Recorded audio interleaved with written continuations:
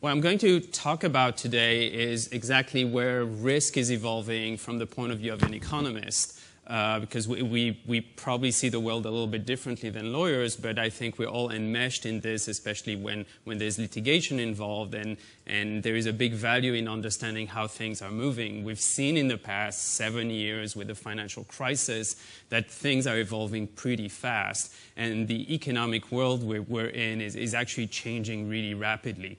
And I'm going to discuss 2 case studies to give you a sense of the way we think that the evolution is going on. So back in the late 90s, Andrew Grove from Intel talked about technological development in Silicon Valley and said that, only the paranoid survive. And I'm not suggesting that when you think about business risk, only the paranoid survive, but I think you need to be very careful about trying to see risk when sometimes it's not as apparent as you think it would be. So before I start with a room full of lawyers, I think it might be worth explaining what we do, what economists do. It's always a safe bet. So traditionally, what we do when it involves risk is we brought to the table to assess the likelihood of a risk, which is what we tend to call the forecast. So we try to forecast an event. What is the chances, the probability that something is going to happen? Often, if we think this risk exists, then the next question is, can you price this risk? So we know there's a chance that it's going to happen, but how big is it? Is it a $1 billion risk? Is it a $100 million risk? Or is it, a very small risk? Because if you don't price it, it's very hard to assess at all what is the value of this risk. And sometimes the event happened, and then we're brought after the fact to value the damages, to be able to assess what the damages are, and I'm going to describe one case in which that's exactly what we were doing. And we still do this. This still is all true about business, but the world financially is evolving in such a way that we think that there is value added in actually doing a few other things, and we're involved in a few other things in which it transcends those basic aspects of our work. So what is changing? Well, 3 things really are changing. First is uncertainty, which is in some way the flip side of globalization that Owen was talking about. The world is more global, the opportunities are bigger, the opportunities are broader, there are new markets, but it also increases the uncertainty because now we need to deal with bigger markets, bigger world, and so it's also a lot more uncertain, not only on legal ways, but also economically this is uncertain. The second one is the interconnectivity. So it's not just globalization, that everything is connected, but we saw it very clearly in the financial crisis, is that one change in one country had a huge impact in another country. Part of the credit crunch was because German pension funds owned a lot of mortgage-backed securities in Florida. And something happens in Germany, and they start selling their mortgage-backed securities in Florida, and the real estate market in Florida starts tanking. So everything is connected in a way that we don't see, but is really, really strong. And lastly, financial instruments are very complex. So firms have enjoyed really the sophistication of those financial instruments in the past 15 years. Financial engineering has been a huge boon for a lot of businesses because it has allowed to hedge a lot of risks. Now you can go to an investment banker and essentially get any risk, any hedge tailored to your needs. But that doesn't come free, because now you have firms that have hedges in a variety of ways, in many different directions, and when an event happens, they may actually explode in different ways. And we've seen that. And now when you have a lot of those hedges, you have subordination, you have an incredibly complex world in which one event may affect different parts of the business without really fully understanding what were the unintended consequences of having this one hedge on the one hand and the other hedge on the other hand. So this is really the question. When we know everything is changing, what is the exposure? What is our personal exposure? What is the business exposure? And I'm going to talk about this by contrasting 2 different kinds of risk, the one we call traditional risk And we all know that. It's pharma, it's tobacco, it's asbestos, it's product recall. It's all those kind of business risks that are still around and still happen every day, but we're used to dealing with them, and economically we use very similar tools to deal with them. And I'm going to talk about the BP oil spill to describe to you what traditional risk is. Now, emerging risk is what we've observed in the past 10 years. A lot of financial instruments, the credit crisis, mortgage-backed securities, generally asset-backed securities, auction rate securities, all of those. And I'm going to talk about something that is just unfolding in front of our eyes, which is the LIBOR manipulation crisis, and to really ask a question, how should we care about it? Is there any exposure to anyone sitting in the room here when we hear in the news that maybe one of the important rates in the market has been potentially manipulated? So let me start with the BP oil spill. So in interest of disclosure, ARPC has been heavily involved in the BP oil spill. We work with Ken Feinberg's fund, the Gulf Coast, the GCCF, the Gulf Coast Claim Facility, that essentially helped try and help disperse the $20 billion that BP had put aside. And I'll explain a little bit what we have done with them. So we all know the BP oil spill happened in 2010, was all over the news. This is, a big deal. This is global. This is huge, $20 billion. And probably the first question is, well, why is it traditional? We just think about it. This is so huge, then maybe it's a brand new risk. And what I'm going to try and argue to you is, well, yeah, it's huge. It's big. It's even bigger than we think about it. However, it looks very much like the other risks that we've been involved in the past. And so the tools that we use to deal with them are the standard tools. So just to remind you, there was an oil rig off the coast of the Gulf Coast that blew up and dispersed into the water 210 million gallons of oil. The immediate result is that you had 5 states that were directly impacted with essentially oil on the water, on the shores. So this is a big deal. Now, it's not only 5 states, it involved an international company, actually many other multinational companies, lawsuits coming from across the United States, regulators being involved, the political system being involved. It was a big, big story, and rightfully so. Who was impacted by the BP oil spill? So you had the tourism-related industry. That was the one that was directly impacted by it because people stopped going to the Gulf Coast for vacation and immediately lost some business. You had the fishermen, the shrimpers, the crabbers, the oystermen, and they may not be as big as the tourism industry, but those are the people you saw on the news every day talking about the PR issues that Greg mentioned. Those were the people that were on the news every night saying, my livelihood has been destroyed by BP. So it's a big part of the crisis. Individual homeowners, some of them lost their homes, some of them were damaged, and of course, a variety of other businesses that had business with the Gulf Coast. Anyone who sold products to the Gulf Coast, anyone who made flip-flops that were sold in those stores that were next to those hotels that didn't have any more tourists, suddenly didn't have any more flip-flops to sell. So this was a big deal, and the result was, partly due to political pressure and other things and PR, is that a fund was created and funded with $20 billion. What we did was to help Ken Feinberg define the rules in order to compensate all the people that were involved that were damaged by the BP oil spill, to find an appropriate way to compensate them.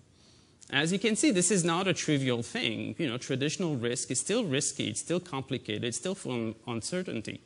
When we had to deal with the tourism industry, we had to try and decouple the difference between the tourism industry going down because of the oil spill and the financial crisis happening, and the economy contracting at the same time. When we had to deal with the fishermen and the oystermen, there are biological questions being asked about how fast would the fish reproduce and all of that. So those are not simple questions to answer, but those are important questions to answer, but they tend to use fairly similar tools to the tools that we use in other cases like tobacco and asbestos, so we're kind of used to doing that. So the fund we were involved with dispersed about $7 billion until it was shut down because there was an MDL, and the MDL is rumored that it's going to disperse another about $7 billion out of there, and who knows what is going to happen later. So to recap, why is this a traditional risk? Well, in the way I see the world, it has three hallmarks that make it fairly standard for us to deal with it. First, its scope is observable. There's nothing less observable than an oil spill and seeing oil on the shore. So we observe what happened, and we have a decent sense of who is being harmed. Because if you have oil on your front lawn, you're harmed. The second thing is that the causality is identifiable. Now, I'm not saying that it can't be litigated, and probably should, and there is a long legal aspect to litigating this causality, but economically we have a decent sense what happened and what is the result to what happened. And the result is that damages, which is what we had to do for that, the damages were quantifiable with uncertainty, with a variety of questions and the need to work with other disciplines to answer those questions, but it was straightforward, hard work, but straightforward to quantify those damages. So in that sense, it fits exactly in the pattern that we think about when we think about risk, about events, and about crisis management. So now I'm going to switch to the LIBOR manipulation, which is in the news, and we all know, or we think we know some about it, and it's just unfolding. So I'm going to, give you my thoughts. I'm not involved directly in this case. But we all hear about it, and we all have a good sense of what we think we know about it. I'm going to try and maybe challenge you a little bit about what we really know about the LIBOR manipulation to ask really an important question, I think, which is should we care, and if we should care, how are we going to deal with that? So the LIBOR is essentially the rate that most financial transactions are pegged to. And it's set once a day at 11 o'clock in London. And what we know from the news is that regulators have alleged that one or more banks have attempted to manipulate this rate. So to explain what we know, I'm going to hopefully not bore you because I think it's pretty exciting, but to give you a sense, how is the LIBOR set? It's not like the S&P 500. This is not a rate that is just set at the end of the day based on trading. It's actually a very interestingly peculiar way in which it's set. So once a day at 11 o'clock, Thomson Reuters, that does it for the British Banking Association, literally has one person call 16 banks and ask them one simple question. What rate do you think you would borrow money if you were to borrow money today from another bank? Not what rate you borrowed yesterday, not what rate you actually borrowed, what rate you think maybe you would borrow money at from another bank, and they essentially tally at 11 o'clock, London time, 16 different rates. It's 18 banks now. It has changed 2 years ago, but when all the issues with the LIBOR happened, it was 16 banks. And then what Thomson Reuters do is really simple. They sort them out in ascending order to get a sense of those 16 rates, and then they drop the top 4, they drop the bottom 4, and they take the average of the middle 8. Okay, why do we care about the mechanics? Well, we should care about the mechanics because we hear a lot about how one bank tried to manipulate this. And we have the evidence. Fines, huge fines have been levied. Accusations from regulators have been very clear. Emails have been released showing a lot of intent and attempt. But, look at this. How can one bank move that? You would need to be super clairvoyant to know what rate you would need to set to be stuck there in the middle of those 8. Because if you go too high, you just dropped. If you go too low, you just dropped. So it's pretty hard. Doesn't mean it's not doable. It doesn't mean we can't measure it. We can. We need just fancy tools to do it. We can't just look at the rate submitted and say, it was manipulated. Now, another thing that we're told is that the banks maybe have acted in concert to manipulate together the rate. And you look at this and you wonder, an interesting question to which I really don't have the answer, but there are ways to answer this. How many banks would you need to start manipulating this?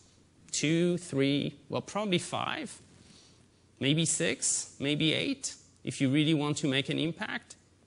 It's a pretty complicated question. And you would need probably game theory to try and answer this question to get a sense of how you would do that. And sometimes, we see in the news and they say, well, one of the bankers said, please move the rate for me. And, it looks pretty incriminating. And it's interesting. It doesn't mean they succeeded.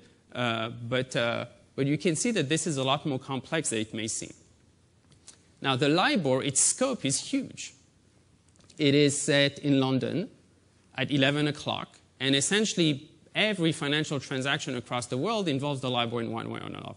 Now, there are 45 LIBORs, 45 different kinds. There are two main ones that most transactions are pegged to, the LIBOR and the Euribor. But there are 45 different ones that account for different currencies and different time periods. But most transactions in the world are somehow pegged to it. So it gives you a sense that this is a pretty important deal.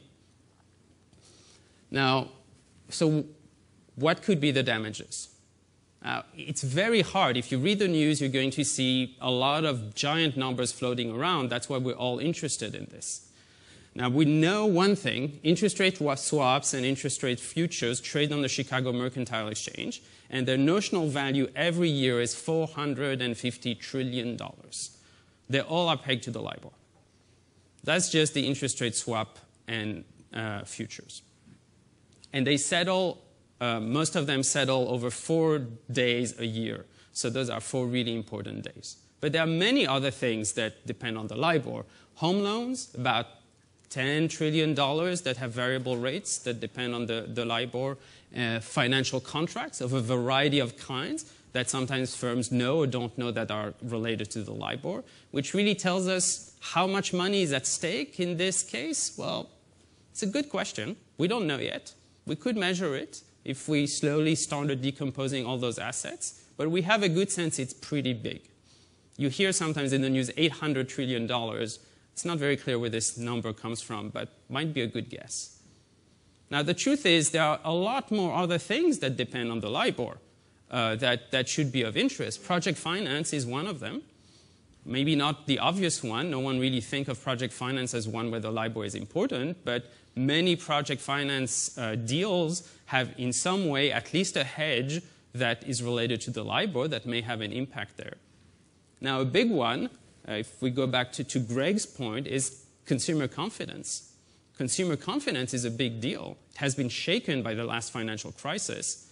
And if now it is very clear that home loans and even savings accounts, the rate based on which those are set was potentially manipulated by banks, this may destroy even more the consumer confidence in banks.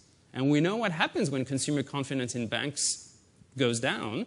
Then there tends to be more regulation that follow to try and remediate all this. And this is what Greg was talking about. These are the unintended consequences of those issues. So that you start in one point and the result is regulations may be unrelated. But that if you don't stop while the event is happening to sit down and think, how does it matter to me? How does it matter to my company? How does it matter to my client? Then you may not see those unintended consequences coming along, marching in front of you that may not be directly related to the LIBOR. But if we have a drop in consumer confidence related to the banking industry in general, we might see changes in regulations one way or another related to the banking industry. So that's how I would think of the emerging risk that we seem observing more and more around us. The scope is not apparent. So it's like the LIBOR. It seems to be all over us, but we don't really know exactly what instruments are affected and which one are not. Now, we can find out what it is. For that, we need to analyze proactively our positions, our hedges, our contracts, our situation to understand whether it is important to us, whether it matters to us, or whether it doesn't. But you can't just sit and observe it like the oil spill and say, well, I'm in Nebraska, so I'm fine. Because we're all potentially impacted. Any movement in London, in China, may have an unclear impact on financial contracts in the US.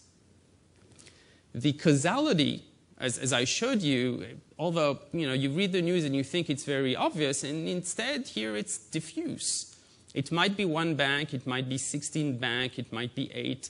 We don't know. We could measure it. We need fancy, maybe economic tools to measure those things. We could get to the bottom of that, and eventually people will. But at the moment, it's not very clear. You see the lawsuits related to the LIBORs, they filed a lawsuit against all 16 banks, just because no one really knows what happened. And lastly, the damages. Once we can establish the scope and once we can establish the causality, then we should be able to quantify them. But even quantifying them is more complex. If it involves complex financial instruments, then the estimation of the damages is going to be a lot more complex. So allow me to conclude, and I think it's important to remember, traditional risk hasn't changed. It's still there. We still all deal with that all the time. Nothing has changed. Products will be recalled, and there'll be mass torts, and there'll be oil spills every now and then, and those things haven't changed. But because the opportunities have expanded, because the world has become more global, then the risk has become, there's an extra layer of risk that has been added. And so the emerging risk is an important part of business. It's not one we can ignore, but sometimes we do ignore it because we don't see it. And the fact that we don't see it doesn't mean it's not there, and we really don't want it to discover that we are subject to this risk too late in the game once a lawsuit is filed. But we want to be more proactive to understand better when this risk happens. It's critical to understand the difference between those risks. We don't want to confound those risks, but we need to understand how they interact. And we need sometimes more sophisticated tools that exist, but are not the standard tools that we tend to use in order to estimate it. It's a challenge. It's a really interesting challenge that is coming along with all the new opportunities that come to the business place. But it's one that is important not to ignore, but to think very carefully about.